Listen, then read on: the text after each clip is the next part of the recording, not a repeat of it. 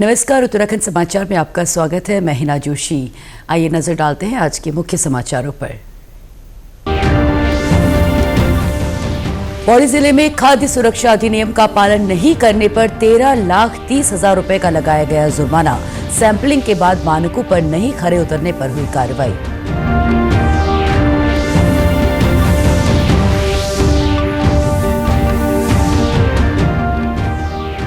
NGT के आदेश पर जिलाधिकारी सविन बंसल ने गंगा तटों का किया निरीक्षण। गंगा तट पर अवैध खनन की हुई थी शिकायत।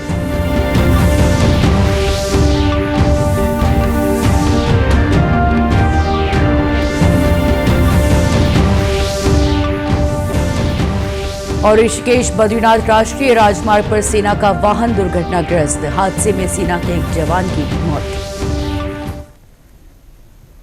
और अब समाचार विस्तार से। पौड़ी जिले में खाद्य सुरक्षा अधिनियम का पालन नहीं करने पर निर्णायक अधिकारी ने विभिन्न खाद्य कारोबारियों और विक्रेताओं पर 13,30,000 रुपए का जुर्माना लगाया है। जिला अभिहित अधिकारी के निर्देशन में हुई सैंपलिंग के बाद ये कार्रवाई की गई है। न्याय निर्णायक अधिकारी इलागिरी ने खाद्य सुरक्षा मानक अधिनियम और विनियम की धारा 51 के तहत घी मानकों के अनुरूप नहीं पाए जाने पर निर्माता कंपनी पर 2 लाख रुपए का जुर्माना लगाया। एक कंपनी के दूध में मानक से कम वसा पाए जाने पर 2 लाख, कच्ची घाने के तेल में मानक पूरे नहीं पाए जाने पर 2 लाख रुपए और एक पान मसाला कंपनी पर 3 लाख रुपए और कुछ विक्रेताओं पर बिल उपलब्ध नहीं कराने पर 10-10 हजार रुपए का जुर्माना लगाने की कार्रवाई की गई। जबकि एक व्यापारी पर बिना पक्का बिल लिए सामान क्रय किए जाने पर भी 10,000 रुपए का जुर्माना लगाया गया। निर्देश लगातार जो है फूड इंस्पेक्टर्स भी अपना जायजा के मौके पे कार्रवाई कर रहे हैं। जो भी उसमें जो भी ये नमूना दुकानों पे जाके नमूना लेते हैं, तो जो भी नमूना चाहे मसाले का हो या मिठाई या खोआ, उनमें से जिसका भी मिसब्रांड या सब स्टैंडर्ड निकलता है तो उसका प्रक्रिया होती है और वो हमारी कोर्ट से उस पर डिसीजन होते हैं। तो अभी 6 डिसीजन हुए थे 14 तारीख को। तो उसमें जो मिसब्रांड था और जो सब स्टैंडर्ड था उस पर कार्रवाई की थी।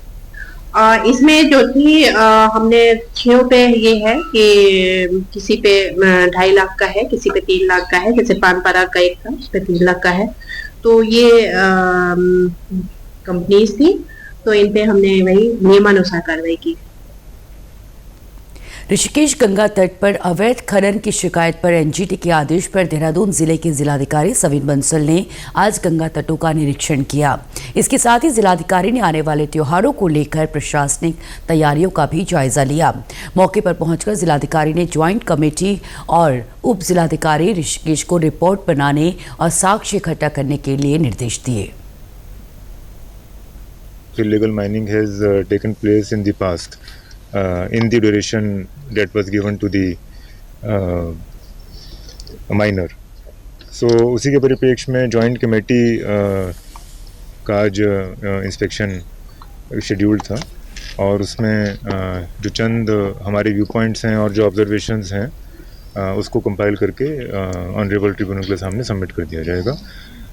इसके अवज़ में एक पब्लिक विज्ञप्ति जारी करने के लिए हमने निर्देशित किया है कि अगर किसी भी पब्लिक मेंबर के पास कोई ऐसा एविडेंस है जो सिद्ध करता हो कि उस दौरान कोई रिवर बेड से इलीगल माइनिंग हुई है, तो then we will act upon it, we will take action.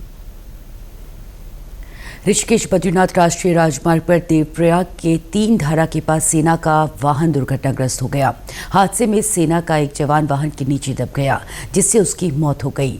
Devprayag police ने मौके पर पहुंचकर क्रेन की मदद से वाहन को सड़क से हटाया। टिहरी के वरिष्ठ पुलिस अधीक्षक आयुष अग्रवाल ने बताया कि वाहन के नीचे दबे सेना के जवान को एम्बुलेंस से देवप्रयाग प्राथमिक स्वास्थ्य केंद्र ले जाया गया था, जहां डॉक्टरों ने जवान को मृत घोषित कर दिया। उन्होंने बताया कि वाहन गौचर से रायवाला की ओर जा रहा था। ये देखिए, गौचर से रायवाला की तरफ 2 ट्रक जा रहे थे आर्मी के, और इसमें देवप्रयाग के पास में एक ट्रक था जिसके कि बैलेंस नहीं बनने के कारण चढ़ाई पर वो पलट गया वहाँ पर। इसमें 4 जवान चालक सहित सवार थे, जिनमें से 3 लोग सुरक्षित हैं। एक जो जवान था वो उस ट्रक के नीचे आ गया वो, और उसमें पुलिस के द्वारा तत्काल पहुंचकर उसको निकाला गया और हॉस्पिटल भेजा गया, और हॉस्पिटल के द्वारा उसको मृत घोषित किया गया है। और इस संबंध में एक्सीडेंट्स के कारणों की जांच आगे की जा रही है। केंद्रीय वस्त्र मंत्रालय की ओर से चंपावत जिले की ग्रामीण महिलाओं के लिए 25 दिवसीय डिजाइन विकास कार्यशाला का आयोजन किया गया। जिले के खेती खान स्थित पिरूल सेंटर में हस्तशिल्प विकास विभाग के तत्वाधान में आयोजित इस कार्यशाला में महिलाओं को पिरूल से निर्मित विभिन्न प्रकार की आधुनिक सज्जा के सामान के निर्माण का प्रशिक्षण दिया गया। प्रशिक्षण कार्यशाला में प्रोजेक्टर डिजाइनर काजोल जायसवाल ने बताया कि केंद्रीय वस्त्र मंत्रालय द्वारा हर राज्य में प्रोजेक्ट और ट्रेनिंग प्रोग्राम्स का आयोजन किया जाता है, जिससे स्थानीय क्राफ्ट और स्वरोजगार को बढ़ावा मिल सके। मेरा पोस्टर लगा हुआ देख ही रहे होंगे। Development commission of handicraft, ministry of textiles और गवर्नमेंट ऑफ इंडिया की तरफ से ऑल ओवर इंडिया में, पैन इंडिया में ऐसे सरकार जो है, हमारी भारत सरकार जो है, हर राज्य में प्रोजेक्ट और ट्रेनिंग टाइप की चीज़ें कराती रहती है, जिससे रूरल एरियाज़ में जो लोकल क्राफ्ट है, ट्रेडिशनल चीज़ें हैं, वो विलुप्त ना हो। उसके लिए साथ ही साथ महिलाओं को रोज़गार भी मिल जाए उसके थ्रू, और कोशिश हमारी ये भी रहती है कि इसको हम और ऊंचे स्तर पे लेके जाएं। जैसे अभी तो जैसे पिरूल का काम यहाँ चल रहा है, तो ये पिरूल मेरे ख्याल से अभी हमारे भारत में भी उतना विकसित नहीं है, बट हम उसको एक अच्छे प्लेटफॉर्म पे ले जा सकते हैं और उसके बाद हम इसको आगे देश विदेश स्तर पे भी इनका रोज़गार शुरू करवा सकते हैं। ये हमारे 25 दिन का एक ट्रेनिंग प्रोग्राम चला रही है सरकार, जिसमें मैं एज अ प्रोडक्ट डिज़ाइनर आई हुई हूँ और मेरा काम है बेसिकली यहाँ पे नए डिज़ाइंस डेवलप कराना। कार्यक्रम की master trainer Manju R Shah ने बताया कि प्रशिक्षण में पिरूल से गृह सज्जा के आधुनिक डिजाइन का प्रशिक्षण दिया गया है। इससे उन्हें आत्मनिर्भर बनने और आर्थिकी संवारने का अवसर मिलेगा। उद्यमिता विकास प्रशिक्षण कार्यक्रम है, जिसमें 25 दिवसीय कार्यक्रम हुआ है। महिलाओं को रोजगार से जोड़ने के लिए और आत्मनिर्भर बनाने के लिए कार्यक्रम किया जा रहा है। यह 25 दिन का कार्यक्रम था। इस कार्यक्रम में हमने महिलाओं को पिरूल से जो है बहुत सारी चीज़ों को बनाने का, नए तरह के डिजाइन बनाने का प्रशिक्षण दिया, जिसमें वो बहुत निपुण हुई हैं और आशा करती हूँ कि ये उनके आत्मनिर्भर बनने में एक मील का पत्थर साबित होगा। प्रशिक्षण में लोहाघाट से आए अनीता धौनी ने बताया कि उन्हें पिरूल की पत्तियों से अलग अलग प्रकार की सामग्री बनाने का प्रशिक्षण मिला है। हमने पिरोल जो पिरोल होते हैं चीड़ के पेड़ में, उनकी पत्तियों से हमने अलग अलग सा प्रोडक्ट बनाना सीख रखा है। ये सरकार मोदी जी द्वारा योजना आ रखी है, उसके द्वारा अंतर्गत हमें सिखाया जा रहा है। इसमें हमने अन्य चीज़ें सीखने का, कई चीज़ वस्तुएँ सीखने को, जैसे टोकरी हो गई, टी कोस्टर हो गया, मोमेंटो हो गया, ज्वेलरी हो गई, बास्केट्स हो गई, कई प्रकार की सामग्री बनाई है हमने। इससे हमें हमारे क्षेत्र की महिलाओं को रोज़गार मिल रखा है, नया रोज़गार मिल रहा है, कुछ करने को मिल रखा है। इससे हमें ये लग रहा है कि हम भी कुछ कर सकते हैं करके, आगे बढ़ सकते हैं करके, ये मिल रहा है हमें सीखने को। एक अन्य प्रशिक्षण प्राप्त कर रही महिला हेमा ठेक ने बताया, स्वरोजगार अपनाने के लिए प्रशिक्षण बहुत कारगर साबित हुआ है। हमने यहाँ कई प्रकार के सामान बनाने सीखे हैं। मैं लोहाघाट से आ रखी हूँ, कोलीपुल गांव है मेरा, और यहाँ पे हम जो है 25 दिन की प्रशिक्षण स्थल पर आ रखे हैं। यहाँ पे हमें सरकार द्वारा जो प्रशिक्षण दिया जा रहा है, उसमें हमें पर डे के हिसाब से दिए जा रहे हैं, जिसमें हमने अनेक चीज़ें बनाए हैं और हम आगे को मतलब इन चीज़ों को अगर हम कहीं पे प्रशिक्षण भी दे सकते हैं। हमने मतलब जो चीज़ें सीख रखी हैं वो हम अगर अन्य जगह पे कहीं पे अगर प्रशिक्षण के लिए हमें नियुक्त किया जाता है तो हम उन्हें दे सकते हैं यह प्रशिक्षण, और हमें यहाँ बहुत कुछ सीखने को मिला है। और हम चाहते हैं कि हमें आगे को भी ऐसे प्रशिक्षण मिलते रहें और हम आगे को मतलब जो चीज़ हमने बना रखी है वो हमें यहाँ पे बनी हुई दिख रही है। और हरिद्वार जिले की ड्रग इंस्पेक्टर अनीता भारती ने रुड़की में मेडिकल संचालकों की एक बैठक ली। इस दौरान उन्होंने कहा कि मेडिकल स्टोर संचालक नियमों का ध्यान रखकर ही अपना कारोबार करें। उन्होंने कहा कि प्रतिबंधित दवाइयों को चिकित्सक परामर्श के बगैर ना दें, वहीं नाबालिग बच्चों को भी प्रतिबंधित दवाई ना बेचें।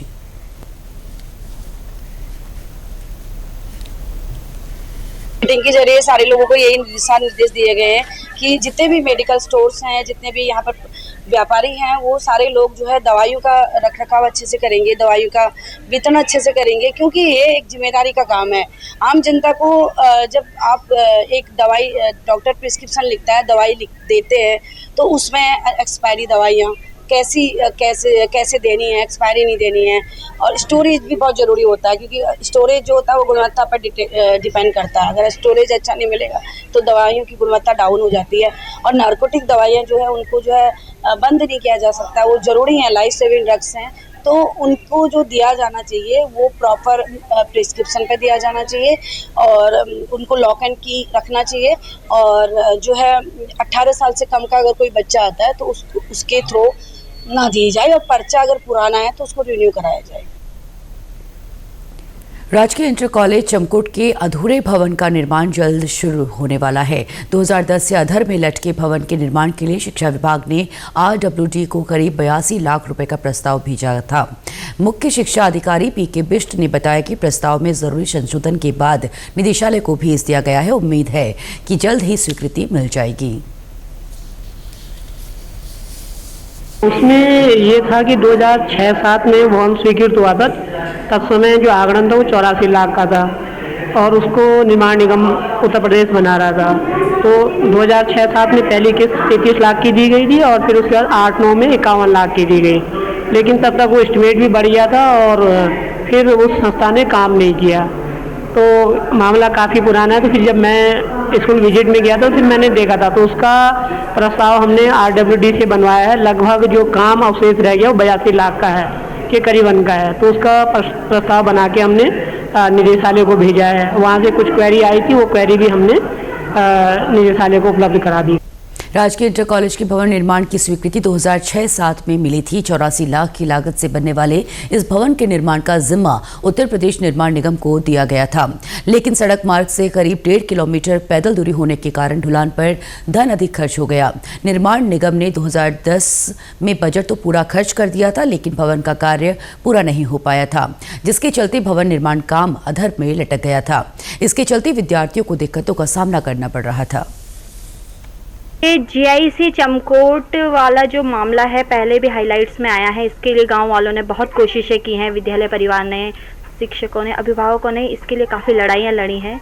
इस नई बिल्डिंग के लिए जिसमें आज अभी हम खड़े हैं, इसका कार्य शुरू हो गया था 2006-07 की बात है, जो उत्तर प्रदेश निर्माण निगम ने इसको अपने द्वारा करने की किया था, टेंडर उनके लिए हुआ था। 84 लाख लगभग इसकी धनराशि स्वीकृत हुई थी।